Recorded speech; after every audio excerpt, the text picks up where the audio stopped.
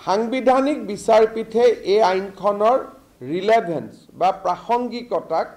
আকৌ এবাৰ আমাৰ সন্মুখলৈকে লৈ আহিলে আজি আমাৰ কেবিনেটে এই আইনখন কেনেকৈ প্ৰয়োগ কৰিব লাগে তাৰ ওপৰত যেটো ষ্টেণ্ডাৰ্ড অপাৰেটিভ প্ৰচিডিউৰ হ'ব লাগে তাক আজি কেবিনেটে ইয়াক এটা প্ৰস্তুত কৰে